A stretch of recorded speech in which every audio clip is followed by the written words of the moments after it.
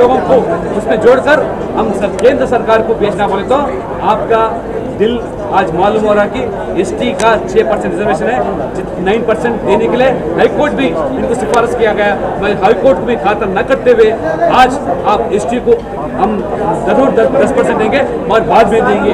ये इनका रवैया जो है, हम आने वाले दिनों में लोगों के बीच में जाएंगे, गाँव जाएंगे, तेलंगाना पूरा हम जरूर ये गवर्नमेंट एक्सपोज करेंगे और जरूर किस तरह कांग्रेस सरकार को सबक सिखाए। जब मजहब के नाम पर रिजर्वेशन दिलाने के चक्कर में जो कांग्रेस सरकार आज जो खत्म हो गया, उसी तरह टीआरएस सरकार को हम सबक सिखाएंगे के बारे में सोचेंगे तो हम इसका समर्थन करेंगे बोले। मगर ये सरकार तो ये झटकर नहीं, मुस्लिम्स के अंदर जो गरीबी है उनको लिए हम रिजर्वेशन देते हैं, बाकी लोग नहीं। वो आज कॉन्स्टिट्यूशन में नहीं है वैसा प्रोविजन। डॉक्टर बाबा साहब अम्बेडकर जो कॉन्स्टिट्यूशन में रिलीजियस बेस्ड रिजर्वेशन नहीं है, इसलिए इकोनॉमिकली बैकवर्ड क्लास के अंदर अगर रिजर्वेशन लागू करेंगे तो उसमें ज़्यादा कर मुस्लिम अगर फायदा होंगे तो कुछ तकलीफ नहीं है। मगर बिल्कुल सरकार सुनना नहीं चाहती कि ये न होने का चीज़ें मालूम है उनको, इसलिए लोगों को भटकाने के लिए मजहब के आधार पर जो आज सरकार 3 साल के अंदर जो चीज़ करने का था वो पूरा विफल हो गया। इसलिए ये नया नारा लेकर लोगों के बीच में जाने की कोशिश करें।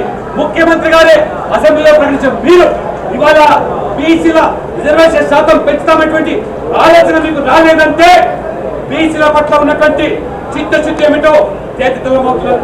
ఈ రోజు చెప్తున్నారు మీరు బీసీ కమిషన్ కు మేము ఆదేశాలు ఇచ్చాం, టర్మ్స్ అండ్ రెఫరెన్స్ ఇస్తా ఉన్నాం। 3 సంవత్సరాల తర్వాత ఇవాళ బీసీల మీద ప్రేమ బీసీ కమిషన్ ద్వారా ముస్లింల యొక్క రిజర్వేషన్లు సిఫారసు చేయించారు। మీరు ఎందుకు ఇవాళ 25% మాత్రమే దశాబ్దాలుగా కొనసాగుతున్నటువంటి ఈ రిజర్వేషన్లు పెంచుదామనేటువంటి మీకు ఆలోచన ఎందుకు రాలేదు? బీసీల పట్ల ఎందుకు మీకు మమకారం లేదని చెప్పి ఇవాళ మేము సూటిగా ప్రశ్నిస్తున్నాం। అంతేకాకుండా ఎస్సీలు కూడా ఇవాళ దాదాపు ఇవాళ ఎస్సీ జనాభా కూడా 18% జనాభా ఉందని మీరే మీ లెక్కల ద్వారా చెప్తున్న మీరు 15%కే ఎందుకు పరిమితం చేస్తా ఉన్నారు?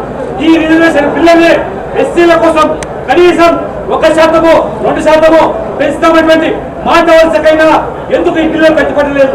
మీరు ఈరోజు కాదా ఇవాళ దివ్యాంగుల గురించి మాట్లాడుతున్న మాట్లాడకపోవడం, మాట వరుసకైనా 3% రిజర్వేషన్లు దివ్యాంగులకు కూడా ప్రవేశపెట్టాలని మాట ఎందుకు రావడం లేదు? అంటే ఓటు బ్యాంక్ రాజకీయాలు కారణం పెడుతున్నారు। ఒక మతపరంగా ఓటు బ్యాంక్ రాజకీయాలతో మీరు పబ్బం కొనుక్కోవడానికి ప్రయత్నం చేస్తున్నారు। మీరు ఇవాళ మరి మానవత హృదయం లేకుండా 3% రిజర్వేషన్లు ఇస్తామని చెప్పిన మీరు ఎందుకు ఇవాళ మాట వరుస కూడా దివ్యాంగుల యొక్క మాట గురించి మాట్లాడతారని చెప్పి కూడా మేము బీజేపీ ప్రశ్నిస్తాము। ఈ రకంగా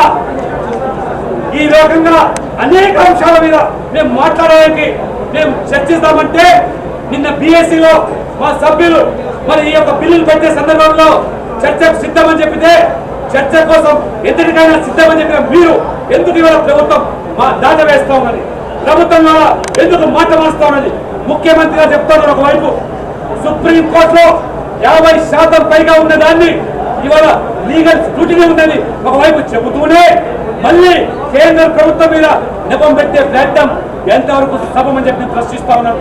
ఒకవైపు అన్ని రాష్ట్రాలకు మరి స్వేచ్ఛనివ్వాలి, అధికారం ఇవ్వని చెప్పడం, ఇది రాజ్యాంగంలో అంబేద్కర్ గారు ఏదైతే ఇవాళ ఈ యొక్క ఇండియన్ యూనియన్ గా పరిగణించి ఆయా రాష్ట్రాల రిజర్వేషన్ల యొక్క స్వేచ్ఛ ఈ రాజ్యాంగానికి లోబడి ఉండాలని చెప్పితే రాజ్యాంగానికి కాదని అదనపు అధికారాలు ఇవ్వాలని చెప్పి ఇవాళ మీరు కోరుతున్న మీరు నిజంగా ఎస్టీల రిజర్వేషన్లలో పెంపుదల రిజర్వేషన్ పెంచండి, ఎస్టీలలో ఎస్సీల రిజర్వేషన్ పెంచండి, అదనపు కులాలను కలిపేదానికి ప్రయత్నం చేస్తే మీరు భవిష్యత్తులో దాని గురించి ఆలోచన చేయండి తప్పితే ఉన్న వాటికి ఇవాళ ఏ మాత్రం ఆస్కారం లేకుండా పూర్తిగా ఈరోజు ప్రభుత్వం కేవలం ఎంఐఎం యొక్క అజెండాను అమలు చేయడానికి ఎంఐఎం యొక్క ఒత్తిడికి లొంగిపోయి ఇవాళ ఆత్మ గౌరవ పోరాటం చెప్పిన మీరు తెలంగాణ విమోచన దినాన్ని దాన్ని కూడా ఎంఐఎం యొక్క ఒత్తిడి లొంగి విస్మరించిన మీరు ఖచ్చితంగా ఇవాళ అసెంబ్లీలో మా గొంతు నొక్కుతున్నారు, అసెంబ్లీలో మమ్మల్ని మాట్లాడకుండా నిలదీస్తే సస్పెండ్ చేస్తున్నారు।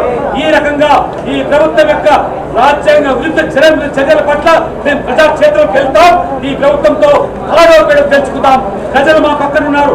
బీసీ సంఘాలని కూడా ఈ రోజు మా సభ్యులు స్థానిక సంస్థల్లో ఈ యొక్క రిజర్వేషన్ల వల్ల బీసీలకు అన్యాయం జరుగుతుంది అని మున్సిపల్ కార్పొరేషన్ హైదరాబాద్ అయినా మున్సిపాలిటీలైనా పంచాయతీలైనా భవిష్యత్తులో ఈ 12% కనుక మతపరమైన రిజర్వేషన్ ఇచ్చి వాళ్ళకు ముస్లింలకు బీసీ దర్జా ఇచ్చినట్టయితే అసలు బీసీలు ఏం కావాలి? అసలు బీసీలకు మీరు ఈ రకంగా అన్యాయం నిలబెట్టుంటే మాకు రాజకీయంగా ఎదిగే అవకాశం ఈ రకంగా మరి ఈ మొత్తం ముసుగులో బీసీలకు రిజర్వేషన్ల పేరు మీద బీసీ ఈ కేటగిరీ కేటాయించి ఉన్నటువంటి మా హక్కులను కావరాస్తే సహించేది లేదని కూడా ఈ రోజు బీసీలందరూ కూడా అప్రమత్తం అవుతున్నారు. 33% స్థానిక సంస్థల్లో ఇవాళ రాజకీయంగా రిజర్వేషన్ ఉంటే ఆ 33%లో మరి సింహ భాగాన్ని బీసీ ఈ పేరు మీద ముస్లింలు కాజేస్తా ఉంటే వాళ్ళు కూడా బీసీ ముస్లింసే కదా అని చెప్పి ప్రభుత్వం బత్తాసు పథకం ఎంతవరకు సభలు బీసీలు తెలుసుకోబోతున్నారు, బీసీలు ఆలోచన చేస్తా ఉన్నారు. మా యొక్క హక్కులను కాజేసే దానికి ఈ ప్రభుత్వం పూనుకున్నది కాబట్టి ఖచ్చితంగా వచ్చేటువంటి ఈ ప్రజా సంఘాలతో బీసీ సంఘాలతో మేమందరం కూడా రాబోయే రోజుల్లో తెలంగాణ వ్యాప్తంగా పల్లె పల్లెకు వెళ్తాం, ఇంటింటికి కలుగుతాం. ఈ ప్రభుత్వం యొక్క రాజ్యాంగ విరుద్ధ చర్యలు, మతపరమైనటువంటి రిజర్వేషన్లను